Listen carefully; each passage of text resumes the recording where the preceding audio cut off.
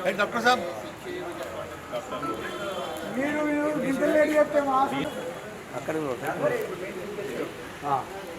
Pawan Kumar I am the president.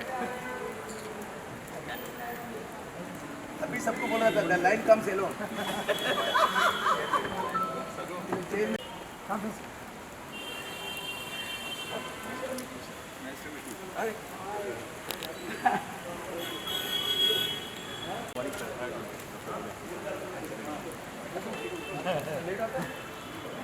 Vinay sir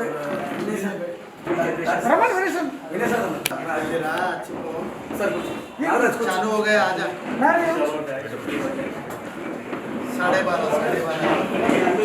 thank you doctor Pawan Kumar साहब, धन्यवाद। आंध्र महासभा में आपका स्वागत है। Thank you. जस्ट हमारा कमेटी का आपको इंट्रोडक्शन देता हूँ। Mister Shanku Sudhakar, president of the Andhra Mahasabha, mister Boga Sahadev, chairman. उसका एक एजुकेशन इंस्टीट्यूशन है, कम से कम 2000 लोग उसका स्कूल में पढ़ते हैं। और is officer in private sector देवर सिटी गंगाधर, और एजुकेशन डिपार्टमेंट नहीं है वो।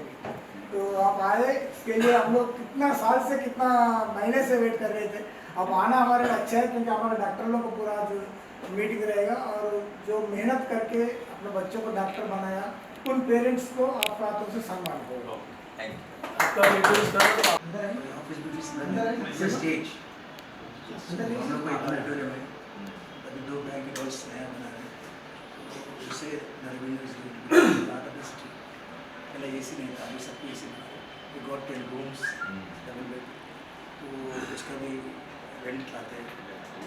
सारी वेलकम सर। अंदर जाते समय కూర్చోండి, నిలబడ్డ వాళ్ళందరూ కూర్చోండి।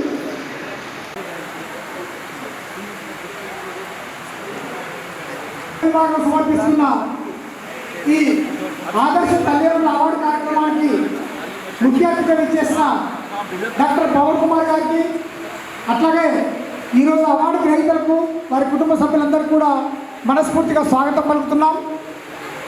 आज आंध्र महासभा का इतिहास में आज जो तेलुगु कम्युनिटी के लोग बहुत ही मेहनत से, बहुत ही कष्ट करके, फाइनेंशियली कितना भी तकलीफ होने के बावजूद भी आंध्र महासभा से सम्मान करने जा रहे हैं। और इस कार्यक्रम के लिए आज डॉक्टर पवन कुमार जी आए हुए हैं, मैं परिचय दूंगा आपको। उनका हम लोग बहुत ही ऋणी है और धन्यवाद। Thank you.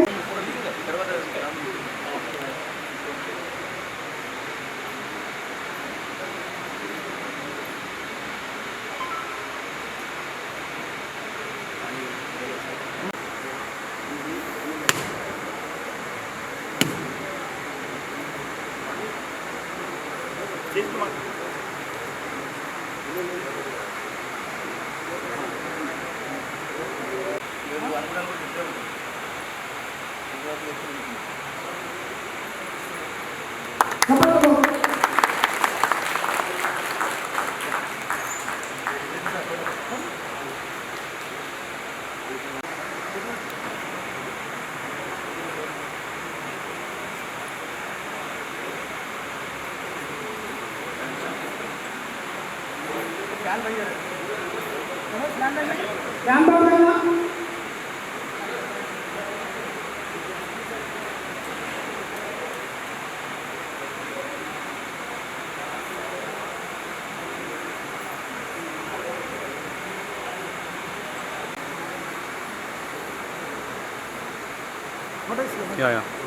గ్రూప్ ఫోటో ఉంది। సంవత్సరం 1980 నుండి 88 నుండి వారు వైద్య వృత్తిలో ఉన్నారు। బైపాస్ సర్జరీ కానీ, హార్ట్ వాల్వ్ రిపేర్ కానీ, సిఏబిజి, సిఏడి లాంటి గుండెకు సంబంధించిన అన్ని ప్రక్రియల్లో వారు పేరు ప్రఖ్యాతులు సంపాదించుకున్నారు। ఇప్పటి వరకు 16,000 ఆపరేషన్లు చేశారు సక్సెస్ఫుల్గా। 16,000, 99% అలా సక్సెస్ రేట్ ఉంది। అంటే ఎంత గొప్ప డాక్టర్ మీరు ఆలోచించి 99% అంటే భరోసాతో ఒక ఆకారం ఇస్తే డాక్టర్ పవన్ కుమార్ గారు అవుతారు। ఒక పేషెంట్ ఎవరైనా భరోసా పెట్టుకోవాలంటే డాక్టర్ పవన్ కుమార్ చూస్తే ఆ భరోసా ఏర్పడుతుంది। అంత గొప్ప డాక్టర్ ఆయన। హార్ట్ ఫంక్షన్, ఒకవేళ హార్ట్ ఫంక్షన్ 50 నుండి 20% వరకు బలహీనంగా ఉన్నప్పటికీ కూడా ఆయన సర్జరీలు నిర్వహించి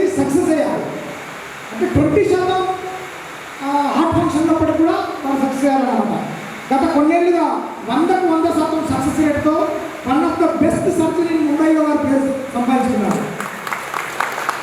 గత 18 అంతకుముందు 20 సంవత్సరాలు నానావతి హాస్పిటల్లో పనిచేశారు. తర్వాత గత 18 సంవత్సరాలుగా లీలావతి హాస్పిటల్లో సేవలు అందిస్తున్నారు.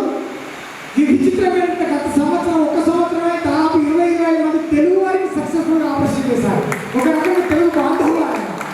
సో वार रोज सर आप आए तो हम लोग को इतना अच्छा लग रहा है कि हमारा 15 मास ऑफ हिस्ट्री में बहुत ही शुभ दिन रहेगा, क्योंकि आप जैसे लोगों का दर्शन होना भी एक पेशेंट को भरोसा दिलाता है. आप देखने के बाद पेशेंट आगे अपना आप पे ठीक हो जाता है. ये मैं अनुभव के साथ कह रहा हूँ. तो आप आया इसके लिए बहुत बहुत धन्यवाद. आप डॉक्टर साहब का थोड़ा 15 मास का सम्मान करेंगे, फिर उसके बाद फिर आपका कार्यक्रम.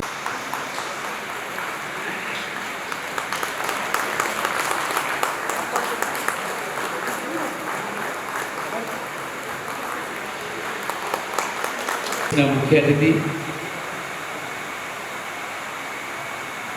डॉक्टर पवन कुमार गारी अलागे अध्यक्षुलु संकु सुधाकर मा board of trustee secretary Devarshetty Gangadhar secretary Vemula Manohar garu ఈ కార్యక్రమానికి mayor in charge vice president literary gymkhana Sangaveda Ravindra garu అలాగే admin vice president Raj Kumar garu literary gymkhana joint secretary doctor Upender वारितो पाटू ट्रस्ट बोर्ड्स अंदरू मा कमिटी मेंबर्स तो पाटू ई रोजु वच्चेसिन एमिनेंट डॉक्टर्स आंध्र भाषा सभ्युलु अलागे अटुवंटि आ वैद्युल्नि तीर्चिदिद्दी पेंचि पेद्द चेसी क्रिएट चेसिन मातृमूर्తులందరూ కూడా ఈనాటి కార్యక్రమానికి వచ్చేసినందరికీ నమస్కారం. So we welcome here and listen the words very important from your side rather than we speak, because whenever we reach to hospital to see or to just think about a patient who is suffering from the cardiac and all these things, so we all refer you कि doctor साहब के time कैसे मिलेंगे, doctor का कैसे मतलब हमको reach होते हैं. आपका नाम सुनते ही पेशेंट का आधा बीमारी तो वहीं पे मतलब हो जाते हैं. Feel very satisfied, yes I am going to be. So today we are just honoring the doctors. It's a stream, it's a field, it's a noble profession. हमारे तेलुगु एसोसिएशंस में, तेलुगु समाज में डे बाय डे इस medical professionals ऐसे बढ़ते जा रहे हैं, क्योंकि एक 50 इयर्स पहले हम लोग देखेंगे कि हमारे तेलंगाना और आंध्रा के जो माइग्रेंट्स थे बहुत ही हार्ड मतलब हम लोग ने करते हुए ये स्टेटस पर आ गए. बट नाउ वी फील कि आउट ऑफ 10 to 15 देखा जाएगा तो एक फैमिली मेम्बर में इधर a doctor, a dentist, ortho, gynaec, कोई ना कोई तो हम लोग यहाँ पे मिलते हैं. So happy to see. लेकिन आज हम लोग स्पेशली यही प्रोग्राम मतलब only concentrating to the medical इस थिंग पे हम लोग ने ये विज्ञानापीठम ऐसे हम लोग ऑर्गेनाइज किया. Vignanapeetham normally what happens, we are giving discourse and speech and discussion on the particular subject. So today we have a subject on the special field you, because many just I spoken with you doctor मतलब arrest हो गए. क्या ये सच है? वो एक है. और दूसरे हम लोग देखते हैं कि फिटनेस चाहिए, आज एक्सरसाइज करना है, वर्कआउट करना है, वॉक करना है, इतने मतलब डाइट में हम लोग रेगुलेट करने के बाद भी, फिटनेस करने के बाद भी फिर से सडनली क्यों से अटैक आ रहा है. ये भी मैंने बात की कि रिसेंटली हमारा वर्ली में एक दीपक पाटिल का जो अटैक आया था वो 43-44 एज के है. Sir why this happenings? इस प्रोग्राम में हमारा सम्मान मूर्ति, हमारा दिल की धड़कन, आज की मुख्य अतिथि श्री डॉक्टर पवन कुमार फ्रॉम लीलावती में गया था. उसका जो भाषा, उसका जो रूप लीलावती में देखने को मिला, तो सम्मान मूर्ति को आज हमारा आंध्र महासभा के आंगन में बुलाकर अपना लोगों के साथ बिताने का कार्यक्रम में जो आए साहब जी, हम लोग जो आए हैं ये सब हमारा तेलुगु समाज के कोहिनूर डायमंड्स हैं. Their parents have struggled a lot and the students who have become the doctor, they have to struggle a lot. And आज हमारा तेलुगु समाज उनके लिए एक फेस बन गया है. हम लोग जो 100 साल का पहले से जब तेलंगाना आंध्र से जब माइग्रेट हुआ था, तभी हमारा तेलंगाना के से ज़्यादा हमारा पेरेंट्स तो मिल वर्कर्स थे। ऑल मिल्स पर ओन्ड नहीं, worked by the our Telangana people. उस समाज से आज मैं भी, मेरा डैडी मिल वर्कर था, आज मैं आर्किटेक्ट पढ़ के कुछ हुआ। वैसे ही मेरे पिता के समान जो लोग हैं, वो लोग जो मेहनत करके उसका बच्चे को जिसको डॉक्टर बनाया, वो एक पीढ़ी था। उसके बाद उसको, उसके बच्चे लोग को लेटेस्ट जनरेशंस 21 से 25, 26 एज का जो बच्चे हैं, वो लोग भी बहुत अच्छे डॉक्टर्स हमारे तेलुगु समाज में बन रहे हैं। ये हमारे के लिए एक बोलने की बात है। इंजीनियर्स तो होते रहते हैं, लेकिन डॉक्टर्स बनना तो बहुत बड़ी चीज़ है।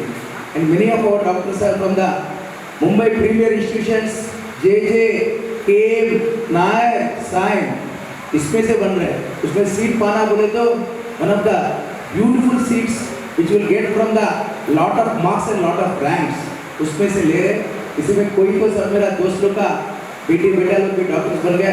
तो सभी को और आंध्र महासभा का आंगन में हमारा मैनेजमेंट कमेटी, हमारा पेरेंटल ट्रस्टीज, हमारा महिला शाखा, हमारा डेवलपमेंट में जो सहकार होते हैं वो PSC कमेटी, तो सभी का तरफ से आपको और हमारे डॉक्टर्स को सबको आमंत्रण करता हूँ। ज़्यादा बोलना नहीं चाहता हूँ, जो भी बोलना है डॉक्टर ही बोलेंगे। लेकिन बहुत से बड़े बड़े मिनिस्टर्स आए, बड़े बड़े चीफ मिनिस्टर्स इसमें आए हैं 95 ईयर्स ओल्ड में, लेकिन दिल की धड़कन डॉक्टर पहली बार आया है। क्योंकि मैंने भी सब रोग झेला है, एक हार्ट अटैक नहीं आया, लेकिन हार्ट अटैक ऐसा है बोलकर नहीं आता है। आएगा तो first aid, second aid, third aid, नहीं रहेगा तो ऐसा that's only that called attack. हर एक लोग को कैंसर अटैक कोई नहीं बोलता है, अटैक बोलता है। The word is used for the only this heart attacks. ये सब सारा दुनिया जो है दिल के ऊपर ही है। मुगले आजम पिक्चर बना, दिल के ऊपर ही बना, प्यार बना, सब दिल का ही है। उस दिल को अगर अटैक हुआ तो कोई नहीं डॉक्टर पवन कुमार जैसे महात्मा लोग की बचा सकता है। उस दौर में अपन आज पूरा सेशन गुजरेंगे, तो आपको हमारा दिल से स्वागत है। हमको कभी भी हमारा गुरु संप्रदाय है, गुरु लोग के पास जाए तो उसका पैर छूता था, तो हमको सरगों पर हाथ घुमाता तो हमको ज्ञान का अमृत मिलता था। लेकिन आज आपको हम तो पैर छू नहीं सकते क्योंकि आप दिल का डॉक्टर है। आपको दिल से हम लोग हक करते हैं, दिल से प्रे करते हैं।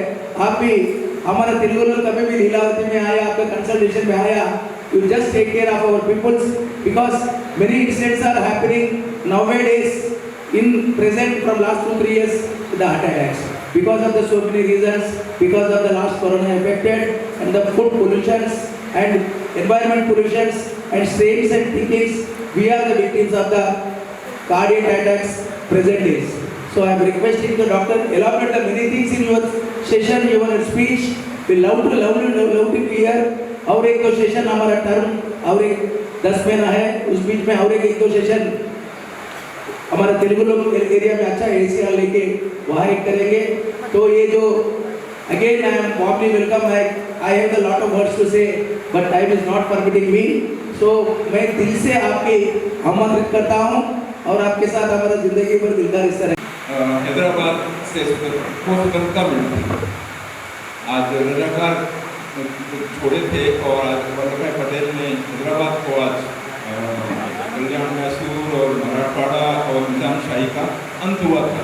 तो आज आपका स्टेट बना था एक तरह से, तो ये तो बहुत शुभ दिन है। और दूसरा शुभ दिन आज हमारे प्रिय प्रधानमंत्री का जन्मदिन है, नरेंद्र मोदी जी का। आज ऐसे विश्वकर्मा दिवस भी है, आज इतना शुभ दिन है और उस दिन मैं यहाँ पर आकर के आप सबके बीच में अपने विचार, अपने थॉट्स, अपने आर्टिस्ट के बारे में मैं साझा करूँगा। मुझे बहुत खुशी है। और जैसा सुजाता जी ने बोला कि दिल का डॉक्टर भी आया ही नहीं था अभी तक के, तो आएगा तो दिल का डॉक्टर, बोला आएगा दिल का डॉक्टर नहीं आएगा तो मोदी। तो वो तो मोदी तो आने वाले हैं, दिल के डॉक्टर तो अपना काम करके जाते हैं।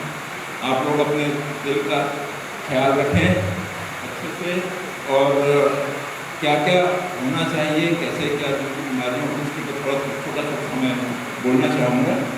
तो थोड़ा सा स्लाइड प्रेजेंटेशन कर लेते हैं। बेसिकली मैं तो सोच रहा था कि ये जो पूरा कार्यक्रम आज अरेंज किया है अपने रविंद्रन संगनी ने, तो बेसिकली ये तो ऐसा होना चाहिए था, मेरा और इनका डायलॉग होना चाहिए था कि ये undergone bypass surgery and is taken so much pain too, आप सबको यहाँ बुलाया और आप सबको ये जानकारी देने के लिए कि दिल की बीमारी कैसे होती है, क्या होती है, क्या होना चाहिए, कैसे क्या होना चाहिए, तो डायलॉग होता तो ज़्यादा अच्छा होता था।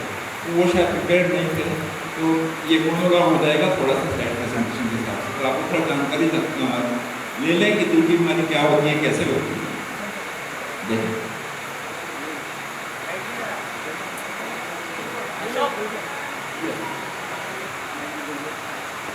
नेक्स्ट, तो आज का टॉपिक मेरा यही है कि हार्ट, आप और आपका दिल, आपका हृदय। ये देखिए इस तरह से हार्ट डिसीज हमारे देश में बढ़ती चली जा रही है। मतलब ये है कि 3 मिलियन 30 लाख लोग जो हैं वो हर साल हार्ट अटैक से मर जाते हैं हमारे देश में, और इसका टोटल जितनी डेथ होती है उसके अंदर 30%, 1/3 लोगों को हार्ट अटैक का बीमारी होता है, कार्डियोवैस्कुलर डेथ होता है, और 50% लोग 70 वर्ष के अंदर उनकी डेथ होती है वो हार्ट अटैक से होती है। और ख़ास करके आजकल जो देखा जा रहा है वो ब्लड प्रेशर बहुत बढ़ रहा है, तकरीबन 11 से 14 करोड़ लोगों को ब्लड प्रेशर है, और 7 से 9 करोड़ लोगों को डायबिटीज़ है। ये एक रिस्क फैक्टर्स में आते हैं, डायबिटीज़, ब्लड प्रेशर वगैरह, और अल्टीमेटली वो जाकर के हार्ट अटैक डिसीज़ के अंदर चेंज होते हैं। नेक्स्ट और बम्बई में क्या, बम्बई में ये तो पूरा 1,40,000 की 1 करोड़ 40 लाख की पॉपुलेशन है, और गांव का माहौल तो है नहीं, अर्बन स्ट्रेस है, लाइफ बहुत डिफिकल्ट है, तो यहाँ पर हार्ट अटैक की बीमारी इतनी ज़्यादा बढ़ रही है कि बियॉन्ड इमेजिनेशन। नेक्स्ट, तो बम्बई विच नेवर स्लीप्स, तो दिन रात हम लोग चलते ही रहते हैं, या ट्रेन में या घर में या जॉब में, या everything is mobile all the time 24 hours. Next, अब थोड़ा सा हार्ट के बारे में जान लें कि हार्ट क्या है, और ये हार्ट बीट्स, हमारा हृदय लगातार बीट करता रहता है 86,400 प्रतिदिन 24 घंटे के अंदर, और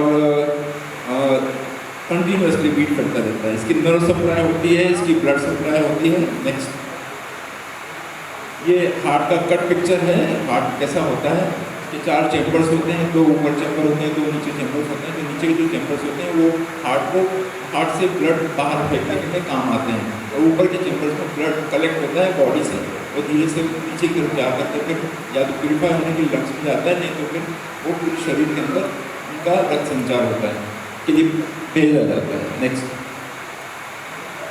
हृदय को भी ब्लड सप्लाई की जरूरत पड़ती है, जैसे पूरे शरीर में ब्लड सप्लाई की जरूरत पड़ती है, वैसे हार्ट को भी ब्लड सप्लाई की जरूरत पड़ती है। वो ब्लड सप्लाई कोरोनरी आर्टरीज के द्वारा दी जाती है। ये कोरोनरी आर्टरीज दिखाई है यहाँ पर, राइट साइड की right coronary artery, left side की लेफ्ट कोरोनरी आर्टरी। ये हृदय एक मांसपेशी का एक अंग है, और इस मांसपेशी जो लगातार कॉन्ट्रैक्ट करती है उसको भी ब्लड सप्लाई की जरूरत पड़ती है, तो वो इन कोरोनरीज के द्वारा शुद्ध रक्त हृदय को दिया जाता है। नेक्स्ट, ये बहुत इंपॉर्टेंट स्लाइड है, ये आप सबको ठीक से पढ़ना भी चाहिए और सोचना भी चाहिए कि आपको हार्ट हेल्थ के बारे में जानना है, तो आपको ये जानना जरूरी है कि आपको आपके राइट नंबर्स क्या हैं, आपकी पल्स कितनी रहनी चाहिए, आपकी ब्लड प्रेशर कितना रहना चाहिए, आपका वेट कितना रहना चाहिए, आपका बॉडी और पेट का घेरा का रेशो क्या होना चाहिए। ऐसा आपको ये पता होना चाहिए कि आपके रिस्क फैक्टर्स क्या हैं हार्ट डिसीज़ के बारे में, खास करके हार्ट अटैक डिसीज़ के बारे में क्या रिस्क फैक्टर्स हैं जो आपको हैं। मैं आपको आगे बताऊंगा क्या रिस्क फैक्टर्स होते हैं। फिर क्या आपको पता है कि आप क्या ठीक ढंग से खाना खाते हैं कि नहीं खाते हैं, आपका प्रॉपर फूड क्या है, जंक फूड खा रहे हैं कि हेल्दी फूड खा रहे हैं, कब खा रहे हैं, गलत टाइम पे खा रहे हैं, और दिन में किस समय ज़्यादा नहीं खाना चाहिए तब ज़्यादा खा रहे हैं, जैसे रात के समय लोग ज़्यादा खाते हैं वो नहीं खाना चाहिए, तो वो भी आपको जानना चाहिए। फिर आपको ये भी पता होना चाहिए कि आपका बिहेवियर कैसा है, जिसको हम लोग बोलते हैं कि आपका टाइप ए पर्सनालिटी किस टाइप की है। टाइप ए पर्सनालिटी, जल्दी गुस्सा करते हो, लोगों के ऊपर चिढ़ते हो, लोगों को डांटते हो, जल्दी गुस्सा आ जाता है तो लोगों के ऊपर आप नाराज़ होते हो, पर्टिकुलर रहते हैं हर चीज़ के लिए भागना, हर चीज़ को पाने के लिए। फिर आपको ये भी पता होना चाहिए कि आपका हार्ट आपका हृदय सुरक्षित है या नहीं, आपको कोई बीमारी तो नहीं है हार्ट के बारे में, ये जानना बहुत जरूरी है। लोग आप चेकअप ही नहीं कराते तो पता ही नहीं चलता उनका हार्ट में बीमारी है या नहीं है। हार्ट अटैक की बीमारी है, वाल्व की बीमारी है, पैदाइशी बीमारी है, रिदम की 50 तरह की बीमारियाँ होती हैं, इसके बारे में जानकारी लेना बहुत जरूरी होता है। यदि आपको ऐसा पता नहीं है तो आपको पता, यदि बीमारी है, कोरोनरी आर्टरी डिसीज है, तो आपको क्या हार्ट अटैक आने वाला है या मेडिसिन से काम चल जाएगा, ये सब जानकारियाँ आपको लेना बहुत जरूरी है।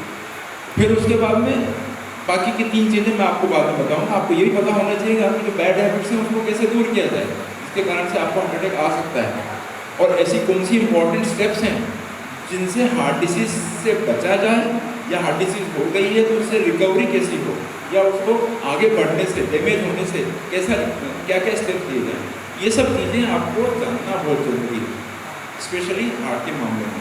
तो हार्ट एक अपना जीवन देने वाला ऑर्गन है, यदि हार्ट खराब हुआ तो आपका जीवन नाश हो जाएगा। इसी तरह से हार्ट की कितनी बीमारियाँ, बहुत सारी बीमारियाँ होती हैं। हार्ट अटैक की बीमारी एक होती है जिसको कोरोनरी आर्टरी डिसीज बोलते हैं। फिर हार्ट वाल्व की बीमारी होती है जिसके अंदर वाल्व खराब हो जाता है, वाल्व लीक करने लगता है, वाल्व नेरो हो जाता है तो स्टेनोसिस बोलते हैं, वो बीमारी होती है। पैदाइशी हार्ट के अंदर कई तरह की बीमारी होती है, होल हो जाता है हार्ट के अंदर, पैदाइशी जो भरता नहीं है, और भी बेबी सिंड्रोम होता है, वो हार्ट की बीमारी होती है। और रिदम के डिसऑर्डर होते हैं, इसमें पेसमेकर लगाया जाता है, एन्यूरिज्म्स होते हैं, इन्फेक्टिव एंडोकार्डाइटिस होती है, डिजेनरेटिव डिसीजेज होती हैं। इस तरह से 50 से ऊपर तकरीबन हार्ट की बीमारियाँ होती हैं। नेक्स्ट, बेसिकली आज का जो अपना दिन है उसके ऊपर हार्ट अटैक डिसीज़ के बारे में हम ज़्यादा डिस्कस करेंगे, उसका मैनेजमेंट कैसे करना है, उसका रिस्क फैक्टर्स क्या होते हैं, हार्ट अटैक डिसीज़ क्या होती है, इससे हार्ट अटैक आता है। बेसिकली हम लोग कोरोनरी आर्टरी डिसीज़ बोलते हैं, और आम जनता इससे हार्ट अटैक डिसीज़ के बारे में जानती है, उसके क्या रिस्क फैक्टर्स हैं, उसके क्या इन्वेस्टिगेशन होने चाहिए। नेक्स्ट, तो जैसे मैंने आपको पहले बोला कि आपको ये जानना जरूरी है कि आपको हार्ट डिसीज़ है या नहीं है। हार्ट डिसीज़ है तो हार्ट डिसीज़ के रिस्क फैक्टर्स क्या क्या हैं, क्या आपको रिस्क फैक्टर्स आपको होते हैं। वो रिस्क फैक्टर्स हैं डायबिटीज़, जैसा मैंने आपको बताया, diabetes is one of the most important risk factors. Blood pressure, high blood pressure, high fat diet, cholesterol rich diet, जो हम खाना खाते हैं इसमें घी तेल ज़्यादा रहता है, उसको Raju मरुला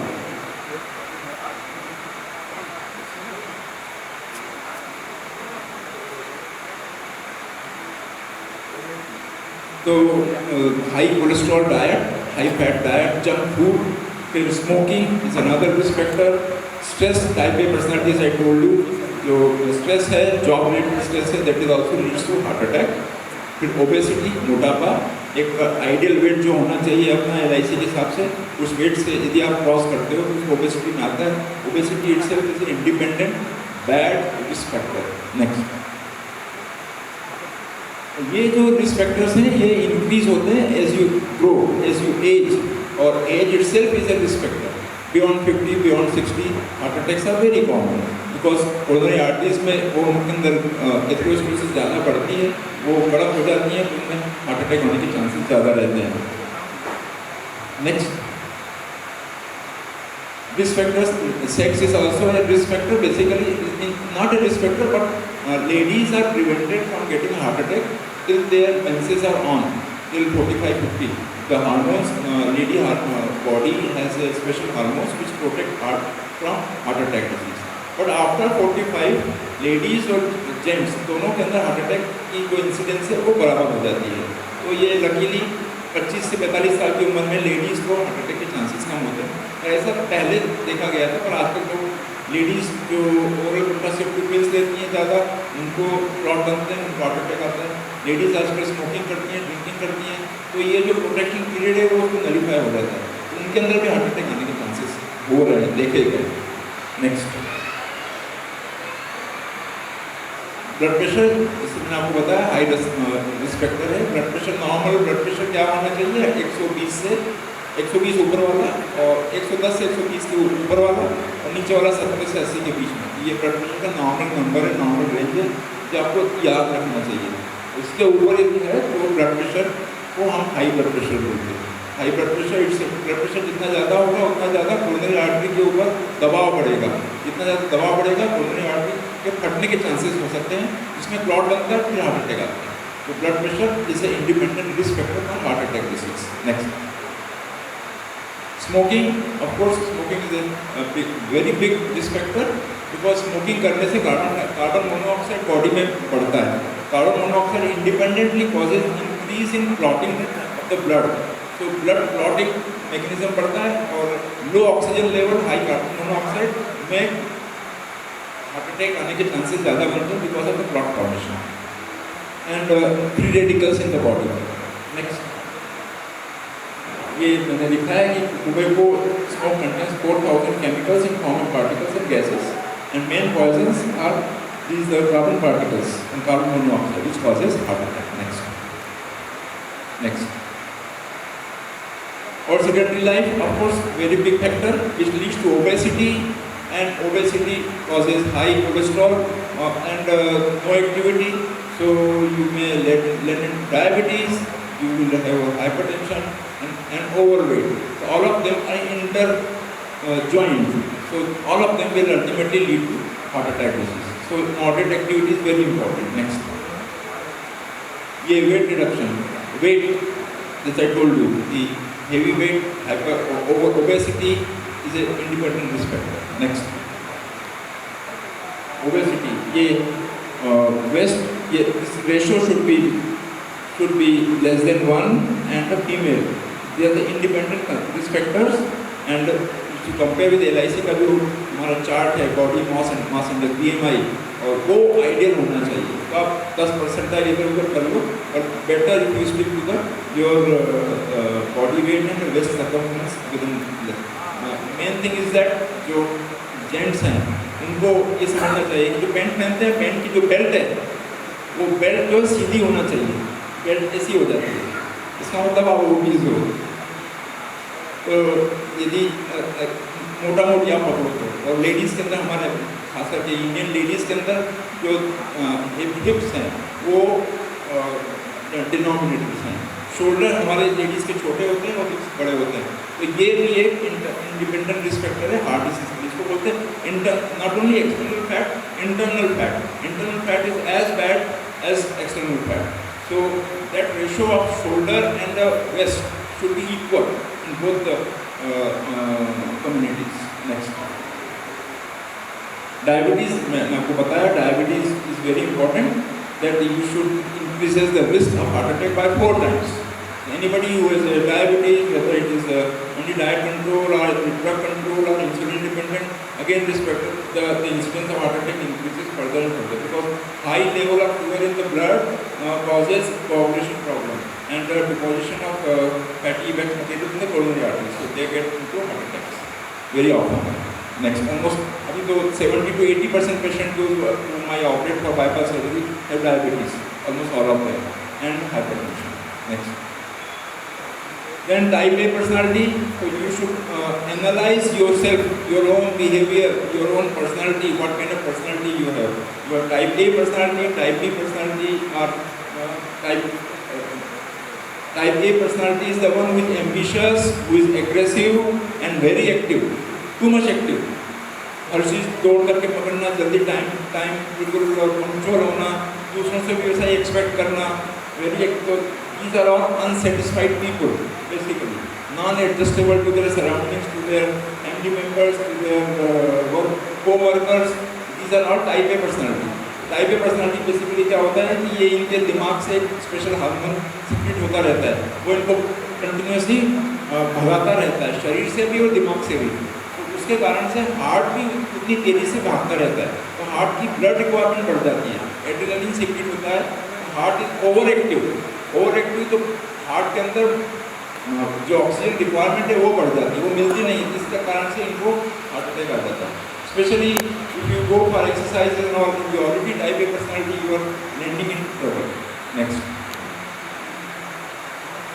this is the treatment of type A. Next, stress. Then job-related stress, depression, stress in occupation, hypertension, job dissatisfaction, stress at home, लड़ाई झगड़ा. Next.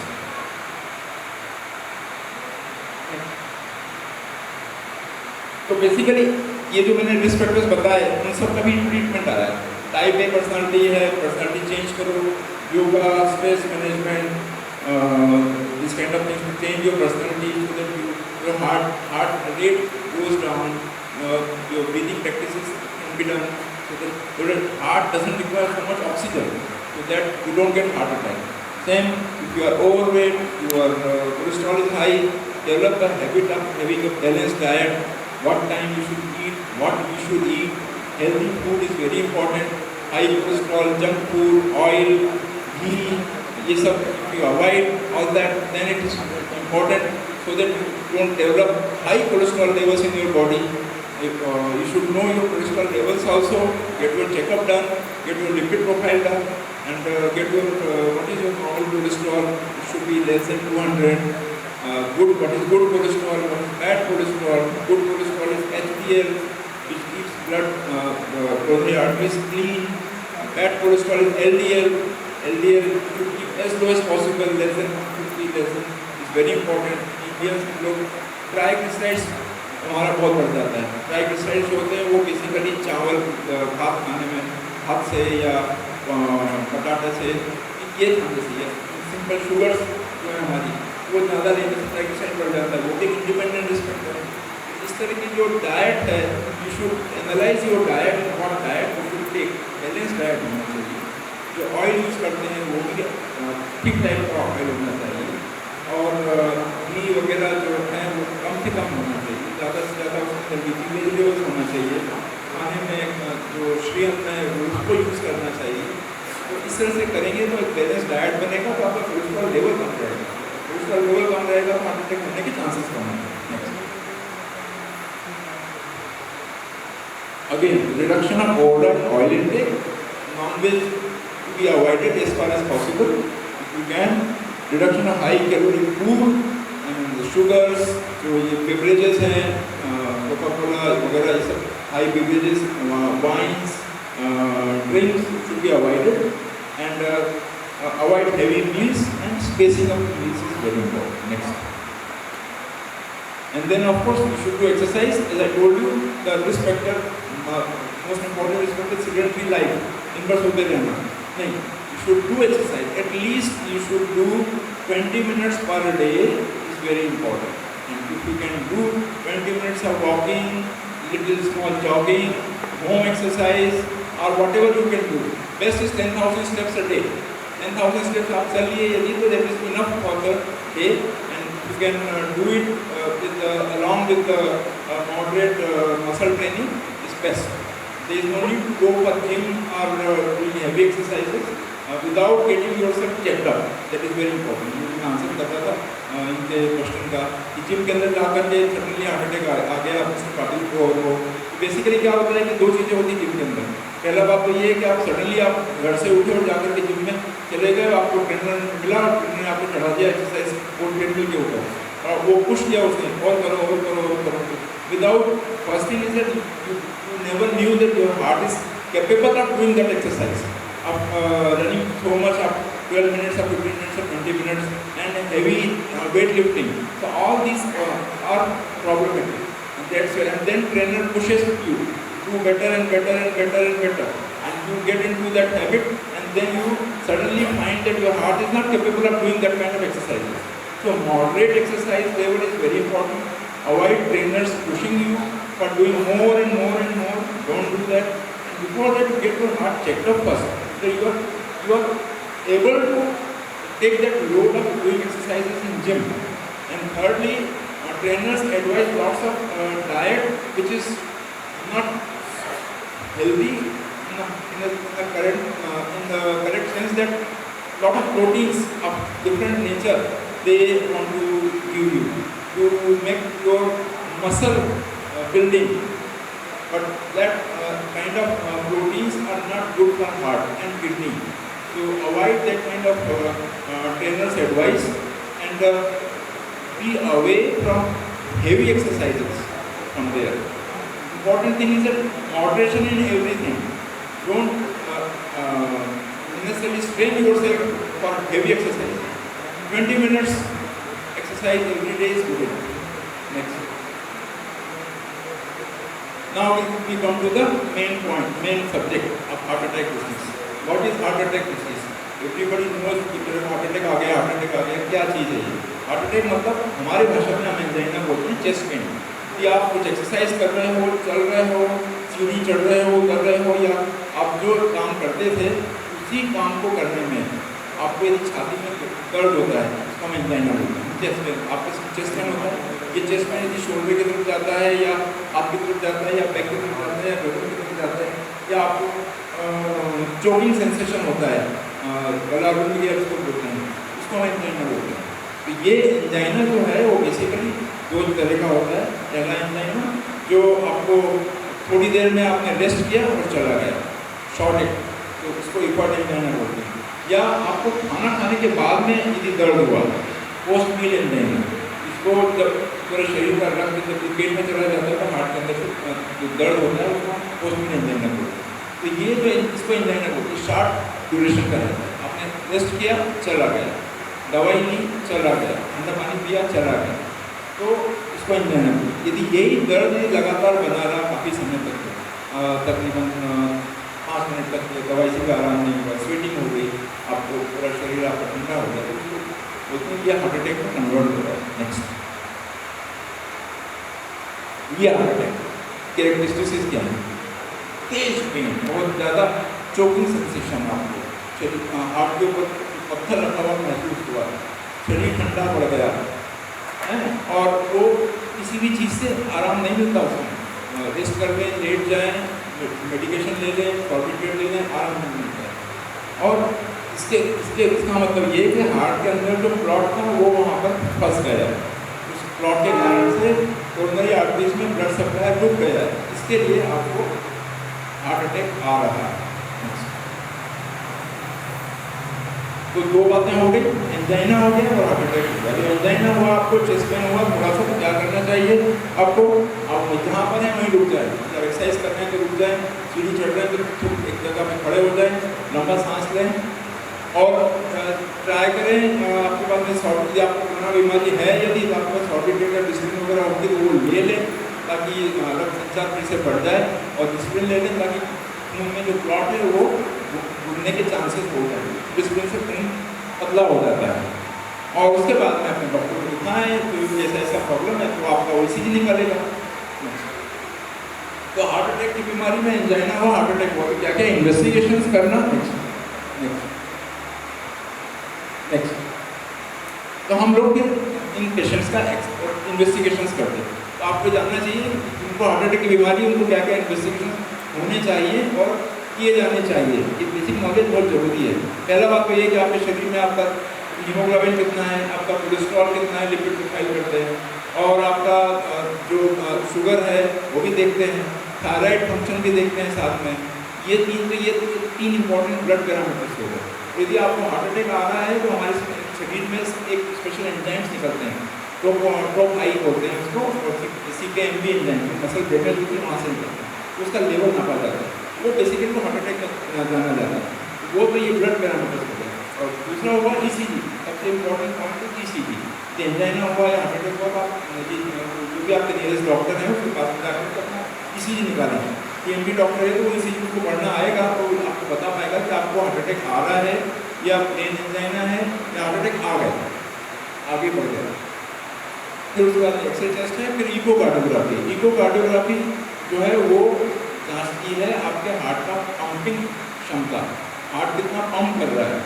नॉर्मल 50% के आसपास होना चाहिए, उससे कम है या और वाल्व जो है हार्ट के वाल्व उसमें लीकेज है या नहीं है, दो ही चीज़ें दिखती, स्ट्रक्चरल एब्नॉर्मलिटी, हार्ट के अंदर जो स्ट्रक्चरल एब्नॉर्मलिटी, पंपिंग क्षमता और हार्ट वाल्व डिजीज, वो इनको से पता चलता है। पंपिंग क्षमता कम हुई इसका मतलब आपको हार्ट अटैक आया है या आके गया है, वो इनको बताता है। तो उसके बाद में एंजियोग्राफी आती है जो डायग्नोस्टिक है, ब्लॉकेज वगैरह के लिए, कोरोनरी आर्टरी में क्या ब्लॉकेज है, कितने हैं, कहाँ हैं, कैसे हैं। और आजकल एक और चेकअप आ गया है, उसको बोलते हैं हार्ट स्कैन, CT स्कैन। ये बोल रहे थे प्रभाकर जी कि आजकल हार्ट स्कैन करा लेते हैं तो ब्लॉकेज पता चल जाता है। सही बात है, इसको कोरोनरी CT स्कैन जो बोलते हैं, इसके द्वारा हम लोग पता लगाते हैं कि कोरोनरीज में कैल्शियम कितना है, कोरोनरी आर्टरीज कितनी कड़क हो रही हैं, एक और ब्लॉकेजेस का विशेष तरीके से 90% के आसपास में अंदाज़ा लग जाता है कि ब्लॉकेजेस आ रहे हैं, हो गए हैं या आने वाले हैं। तो ये मोटा मोटी 90% सक्सेस रेट इसकी हार्ट स्कैन की है। थोड़ा एक्सपेंसिव है पर आजकल अवेलेबल है सब लोग। और फाइनली कोरोनरी इंप्रूव जो न्यूक्लियर स्कैनिंग है, वो न्यूक्लियर स्कैनिंग ये सबसे लास्ट में आती है जब हार्ट अटैक के कारण से हृदय की क्षमता घटती चली जाती है, तो हमें पता चलता है कि इनको बाईपास सर्जरी या एंजियोप्लास्टी से फायदा होगा या नहीं होगा। नेक्स्ट, तो ये इंपॉर्टेंट इन्वेस्टिगेशन से आप सबको ध्यान रखना चाहिए क्या क्या इन्वेस्टिगेशन हार्ट अटैक बीमारी में किए जाने चाहिए, और डॉक्टर से पूछें। हाँ, ये इंपॉर्टेंट मैं भूल गया बताना, एक्सरसाइज टेस्ट।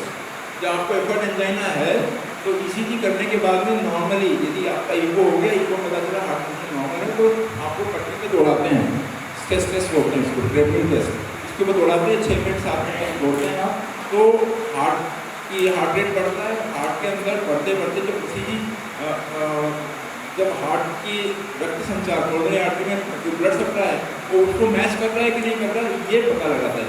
ये मैच नहीं करता है साथ ये ईसीजी बदल जाता है चलते चलते चलते, तो ये हम पकड़ते हैं कि आपको हार्ट अटैक या हार्ट कोरोनरी आर्टरी में ब्लॉकेजेस हैं और कितने सीरियस हैं वो कितने चल रहे हैं।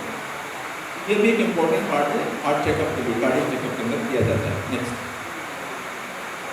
तो ये 4 चीज़ें हो गई आपकी, stress test, ECG, echo, coronary angiography और heart scan, main important investigation for the heart. Next, exercise करो आप, हार्ट बढ़ते 90-100 नहीं हो जाए तो उसके लिए हम बीटा ब्लॉकर देते हैं, और फिर कोरोनरी आर्टरी के अंदर ब्लड सप्लाई बढ़ाने के लिए कुछ स्पेशल मेडिसिन होती हैं जो दी जाती हैं, सॉर्बिट्रेट वगैरह होती हैं, वो आपके डॉक्टर डिसाइड करते हैं। ये 3 मेडिकेशंस हैं और स्टेटिन्स लेते हैं। ये 4 चीज़ों से तो ऑलमोस्ट 60% पेशेंट्स भी अच्छे हो जाते हैं। फिर यदि इनसे यदि फ़ायदा ना हो, फिर भी आपको एंजाइना होता है और आपको लगता है कि आपको एंजियोग्राफी करना चाहिए, तो एंजियोग्राफी आप करते हैं, पता चलता है कि ब्लॉकेजेस आए हैं। एक नस या डिपेंड करता है कि एंजियोप्लास्टी की जाए या बाईपास सर्जरी की जाए। एक नस या 2 नस में ब्लॉकेजेस है तो एंजियोप्लास्टी से ठीक हो जाता है, अच्छे से होता है और उसके गुड रिजल्ट्स हैं। ज़्यादा ब्लॉकेजेस हैं, गलत जगह पर हैं और टाइट 90% ब्लॉक है, ओरिजिन पर है, उसके अलग इंडिकेशन होती है, तो जाकर के बाईपास सर्जरी की जरूरत पड़ती है। नेक्स्ट, ये मैंने आपको बताया कि बाईपास सर्जरी से क्या फ़ायदा होता है। बाईपास सर्जरी से नया ब्लड सप्लाई कर रहे थे, पूरा संचालन कर रहे हैं पूरे प्रोग्राम का, और आपको चेस्ट पेन से रिलीफ मिल जाता है। वो बताया कि बाईपास सर्जरी मैंने बताया कि तो बहुत कम रेयरली होती है, पर ऐसा नहीं है कि आप घबराओ उसके अंदर मेरे को डायबिटीज है तो ब्लड बाईपास सर्जरी नहीं हो सकती, या 70 साल से ऊपर का उनको बाईपास सर्जरी नहीं हो सकती, मैं लेडीज हूँ तो इनका बाईपास सर्जरी नहीं होगा, ऐसा एवरीबडी नाउ आजकल हमारी टेक्नोलॉजी इतनी अच्छी हो गई है। With a profound gratitude, as I express my heartfelt thanks to Doctor who performed the life-saving heart surgery on my beloved father. May your hands continue to heal and your heart continue to guide you on this noble path. Thank you, Doctor, for giving my father a second chance to live a new life. I am grateful that I got the right stage to share a message to thanks to you. Thank you very much.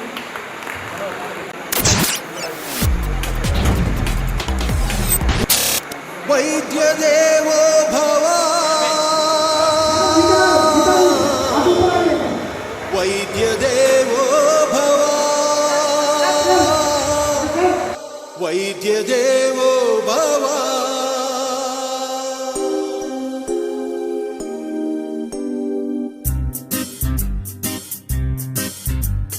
Doctor doctor మీరు దైవ దూతలు, ప్రాణమిచ్చు దాతలు, నేలపై తారలు. వైద్యులు వైద్యులు తెల్లకోటు యోధులు, మార్చుతారు రాతలు మీకివే జ్యోతలు. ఆరిపోక నిలుపుతారు ప్రాణజ్యోతులు, ఆయువిచ్చి మార్చుతారు నుదిటి రాతలు. వేల్పులంత బంది అయిన వింత మాయలో మాకిక ఆసరా మీరే వైద్యులు. డాక్టరు డాక్టరు మీరు దైవ దూతలు, ప్రాణమిచ్చు దాతలు, నేలపై తారలు. సొంత వాళ్ళ తీరుగా ఇన్ని సేవలా, ప్రాణమన్న తీపికే ఆరకుండగా, మందులేని రోగమే చుట్టుముట్టగా, కత్తి మీద సాములే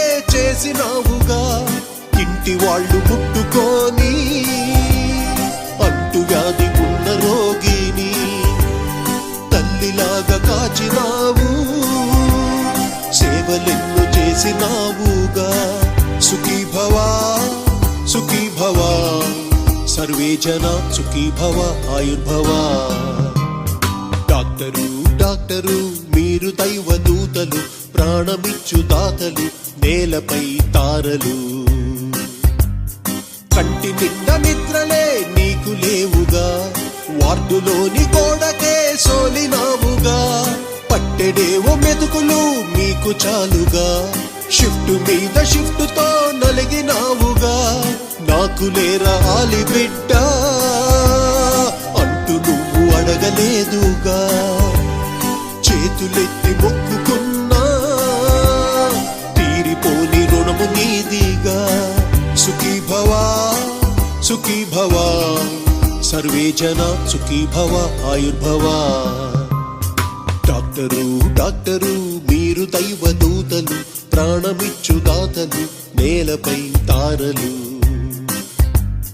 మానవాళి క్షేమమే కోరినావుగా, వైద్య వృత్తి పూజలా చేసినావుగా.